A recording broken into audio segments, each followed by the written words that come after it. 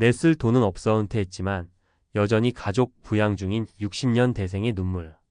나를 위해 10,000원 이상 써본 지가 언젠지 기억도 안 나요. 이 한마디가 가슴을 찢습니다. 대기업에서 수십 년을 성실히 일하고 정년까지 채웠습니다. 이제는 좀 여유롭게 살 줄 알았죠. 그런데 현실은 달랐습니다. 정작 은퇴하고 나서야 알게 됩니다. 이제 시작이구나. 가족 걱정 없는 노후는 없구나. 많은 60년 대생들이 이런 말합니다. 은퇴하면 좀 쉬자.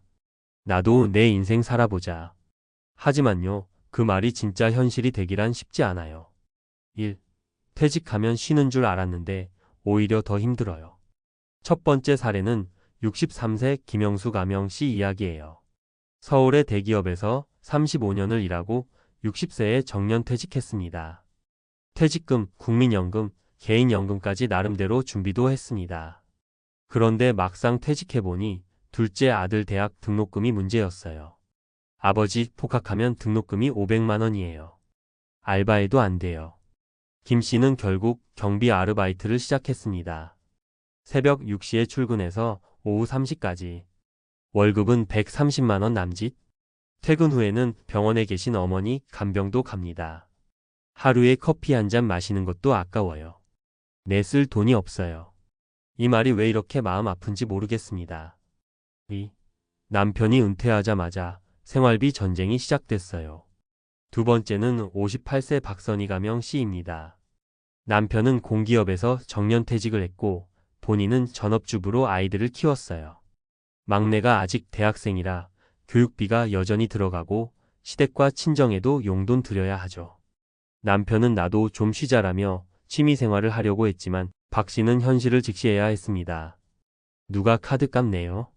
보험료는요? 당신 골프 칠 돈은 없어요. 결국 남편은 택배 상하차 알바를 시작했습니다. 허리가 아프다고 징징대는 남편에게 박 씨는 죄책감도 느끼지만 가족이 먼저잖아. 나도 미안하지만 어쩌겠어요. 이 가정 역시 아직 은퇴가 끝이 아니었습니다. 3. 딸이 결혼했는데 이제는 손주까지 내가 봐야 해요. 세 번째는 66세 장명자 가명 씨 이야기입니다. 딸이 맞벌이 부부라며 손주를 맡겼습니다. 엄마, 어린이집은 아직 못 보내. 엄마가 잠깐만 좀 봐줘. 잠깐이라는 말은 5년째 지속되고 있어요. 아침 8시에 와서 밤 8시에 딸이 데려갑니다. 사실 돈도 안 주고 그냥 고맙다고 말만 해요. 근데 딸이니까 말도 못하고. 장 씨는 가끔 10,000원짜리 손톱 관리도 망설입니다. 내가 왜 이러고 살까 싶다가도 딸이 힘드니까 또 참아요. 이들의 공통점은 무엇일까요? 은퇴 후에도 진짜 은퇴는 없다는 것. 자신을 위해 쓰는 돈, 시간, 마음의 여유가 없다는 것. 여전히 가족 중심으로 살아가고 있다는 것. 이건 단지 몇몇 사람 이야기만이 아니에요. 대한민국 수많은 은퇴자들이 겪는 보이지 않는 의무감이자 노후를 잠식하는 가족 부담입니다. 왜 이런 일이 벌어질까요? 은퇴 후에도 끝나지 않는 가족의 경제 의존. 자녀 결혼, 손주 양육, 부모 간병 등. 은퇴를 해도 경제적 책임은 계속됩니다.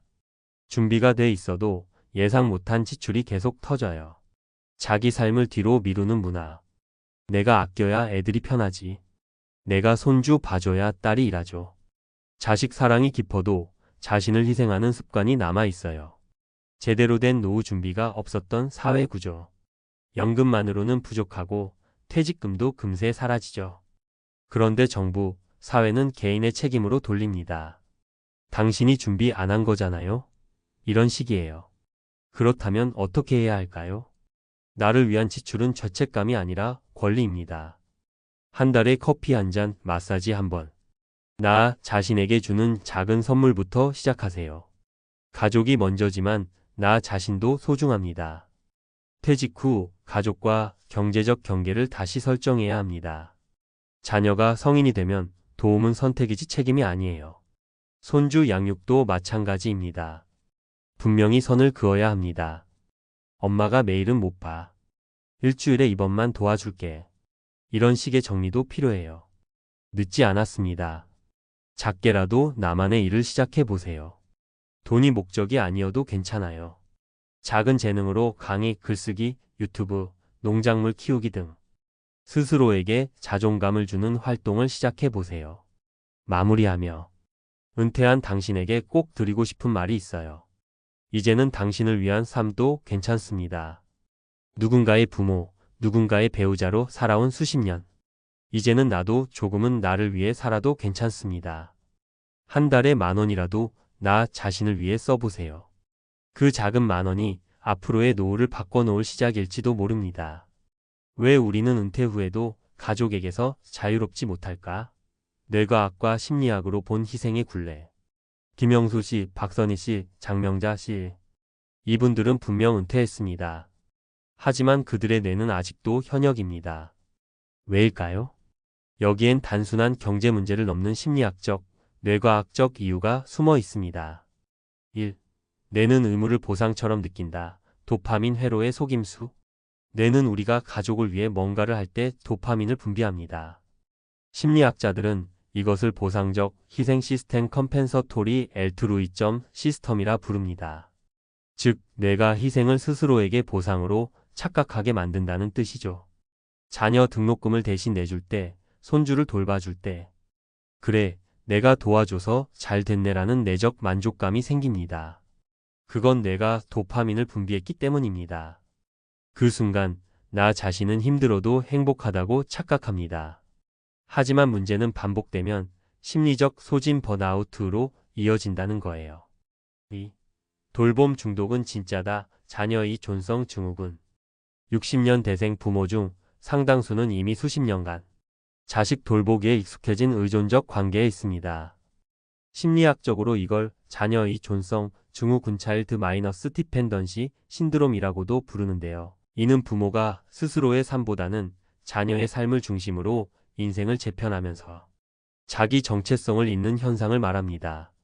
자녀가 자립했음에도 엄마 없으면 안 돼. 우리 애 등록금은 내가 해결해야지라고 생각하는 건 사실 자녀보다 부모가 더 자녀에게 심리적으로 의존하고 있다는 뜻이에요. 3. 뇌는 익숙한 고통을 안전하다고 착각한다. 은퇴 후 반복되는 가족 책임이 고통스러워도 뇌는 익숙한 환경을 더 안전하다고 인식합니다. 이걸 심리학에서는 인지적 편향 카그니티브 바이어스, 정확히는 현상 유지 편향 스테터스 쿼 바이어스이라고 부릅니다. 쉽게 말해 지금까지 그래왔으니 계속 그렇게 해야 할 것 같고 새로운 삶의 방식 예를 들어 자신을 위한 소비나 일거리를 줄이는 것 등 낯설고 불안해서 피하게 되는 겁니다. 결국 계속 가족을 위해 사는 방식이 뇌에게는 익숙한 패턴이 된 셈이죠. 그렇다면 어떻게 해야 할까? 뇌의 보상 시스템을 바꾸자. 가족을 위한 희생에서 도파민이 나오는 건 사실입니다.